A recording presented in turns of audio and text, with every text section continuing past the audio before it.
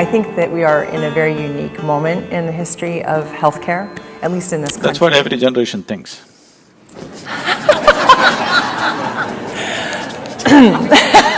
Well, let me give you some data points, maybe I can convince you.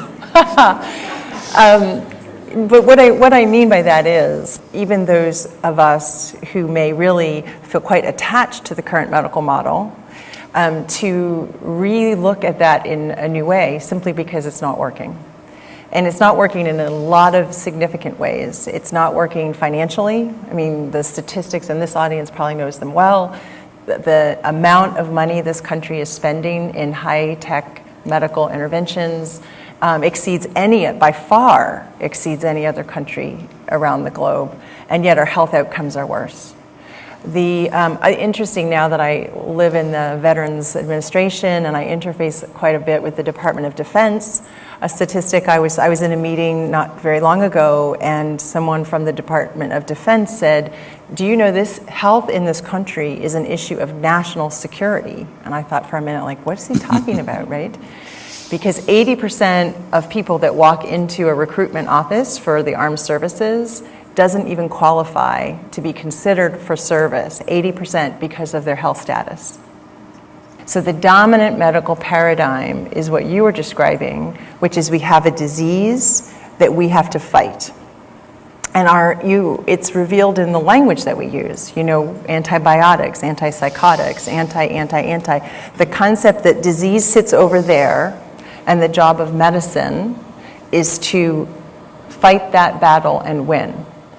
So this whole concept and this approach to modern medicine has come because you need to understand when they thought of medicine, when they thought of developing some kind of medicine and a system of medical treatment, their problem was only with infectious diseases and contagious diseases. How to treat the plague, how to treat the smallpox, how to treat this. Nobody ever thought of a diabetes or a hypertension or a cardiac problem. They never even considered those things that did not exist in their radar. In their radar, only infectious diseases did exist. That has to be handled on a war footing, no question about that, because it is a war. An infection means it's an invasion from another organism upon our own system, and you have to use chemical weapons. You can't shoot them. So, this whole medical system evolved from the need to handle infectious diseases, contagious diseases which were taking a huge toll on populations in those times. But today we have come to a place where people are on self-help. That is, they manufacture their own diseases, they don't wait for any infection to happen to them. Because now they're on self-help, they need another system of medicine, another way to approach it completely, which is the shift we are struggling to make right now. Well, now where we are, of course, is that the sciences have advanced. We have complexity theory and systems biology and quantum physics, but the medical model, the dominant medical model, again, I'm making gross generalizations, but the dominant medical model is still designed, our core competency is still designed on the find it, fix it approach, which is clearly failing. I mean, even in the chronic conditions in this country, we're not even holding our own. I don't know if you're aware of those statistics, but diabetes, hypertension, heart failure, they are all, the percentage of our population, obesity, the list goes on. Every single one of them across the board in our veterans and in our civilian population are increasing every year. So we're failing, and I believe that uncoupling and removing the boundary, shall we say, between medicine that has been held over here and health and spirituality and whatever labels we want to put on this over here. One response right now in this country is, even with Affordable Care Act, well, we have to focus more on health. So one response is, well, medicine will keep doing disease management over here, and then we can pay a little more attention and hopefully reimburse a little more for health optimization over here. I personally think, and then I want your thoughts on this, that's better than not including this, but the real opportunity is to remove the boundaries. These are not separate things. The mind and the body are not separate things. And in Western medicine, we're taught to diagnose and treat the diseases of the body, the diseases of the mind. But we have missed that the doorway to the health and healing of the body and mind is really, in my opinion, the heart and the soul. So how do we re-envision a future of healthcare where there aren't those boundaries? See, the ideal is one thing, and what we can do today is a different thing, okay? The ideal would be that we look at human well-being, not human health. If you consider human well-being as a composite subject and an approach, then you would consider what makes a human being complete and approach all of them together. That is the best way to do it.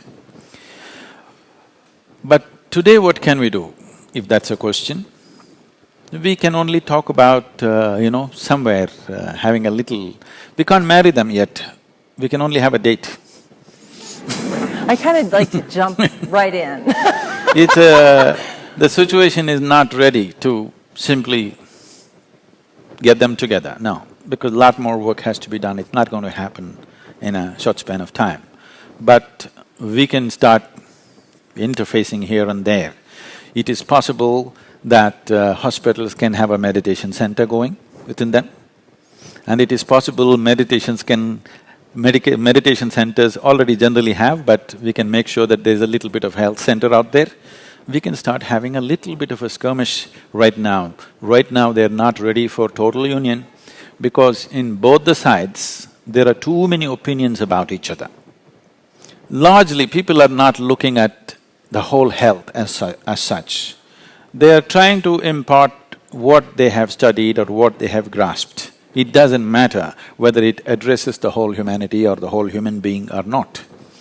So, that attitudinal change is not going to happen just like that. Till a day comes when medical education includes all these things, which may make it even longer than the way it is right now.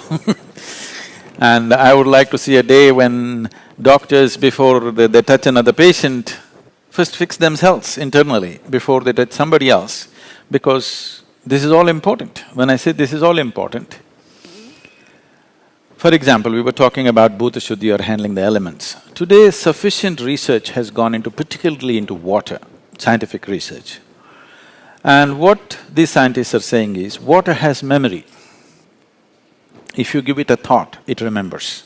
If you give it an emotion, it remembers. If you give it a touch, it remembers. So, if elements have that kind of memory outside, you can change the quality of water just by touching it or with a thought or an emotion or a hand. There's a beautiful experiment conducted by a 12-year-old girl and a 10-year-old boy in India. What they did was, they read about this somewhere on the internet and they came home and they set up 2 glass pots of water.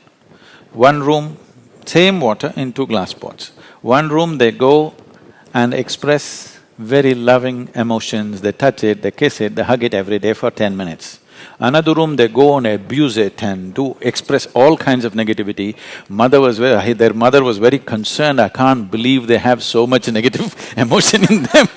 They're expressing it to the water. In 10 days' time, this water for which they were abusing and expressing negative emotion, it turned dark. The other water remained just like that. They posted it on the YouTube, you must see it. So, this is something we have always known. In India, in part of our life, nobody in traditional Indian home ever drinks water from a tap. It doesn't matter whether it's potable or not potable. Even if it's said potable, it is not. What we do is we take a copper vessel or see here they put otherwise always next to me there's a copper vessel or a brass vessel, and they will take it, they'll wash it with turmeric and tamarind and everything in the night, put water in it, they will apply what is considered sacred symbols on it, they worship this, and then only tomorrow morning it is given to your family. Because water has memory. They're saying if the water is pumped through the pipe, if pumped through the pipe and it's taking 50 bends by the time it comes to your house, by the time it comes to your house, 60% of it, the molecular change in it is such that it is literally turned into poison. But if you take it in your glass and hold it for about 20 minutes, it will undo itself. But just the forceful pumping, not contamination, just the forceful pumping is making the water in molecular structure in such a way that it's harmful to human health. So if you're doing that to the water, if you're treating this with all kinds of emotions and negativities and, all kinds of abuse to yourself and to others, the water here also behaves the same way. This is not new. Always every human being who lived on this planet with a certain connection with nature around him always knew this. So one of the things that we can do, particularly for people who are going to war and coming back, whatever, war is the most extreme situation that human beings can create by themselves. For other things, you need nature's help. People who have been put through this ringer, if they're coming in broken states, one of the best things you could do is all of them compulsorily should go through at least 1 month of living on a farm, being connected to the soil and water and air around them, putting their bare hands into the land and doing something simple. Just being connected. I must tell you this experience. We had a yogic hospital in our yoga center in India. We called it Yogic Hospital. We did not want it to grow too much because we don't want to turn into a hospital full-time. We are a spiritual center so we're keeping it low-key. Once when I came here, I spoke and a few doctors, American doctors who were interested, they traveled to India. They came and stayed there for 3 days and after 3 days, one of the volunteers came and told me all the American doctors are up in arms, they want to leave. I said, what happened?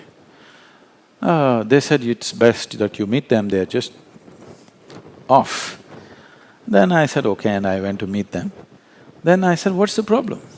They said, you said there is a hospital. Where is a hospital? There is no hospital here. I said, right now there are about 60 and odd patients. I said, where is it?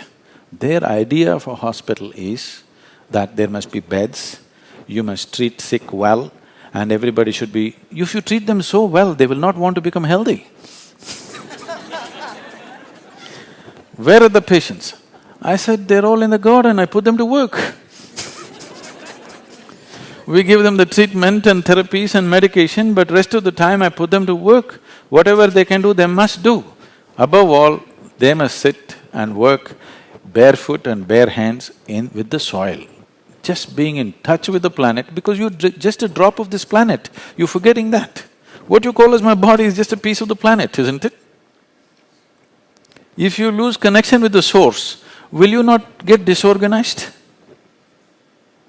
There are specific scientific ways of doing that. If you cannot do any of those things, at least just let them walk in a farm barefoot, work, do something, you will see at least 60–70% of them will just come out of their problems, just like that, just being in touch with this.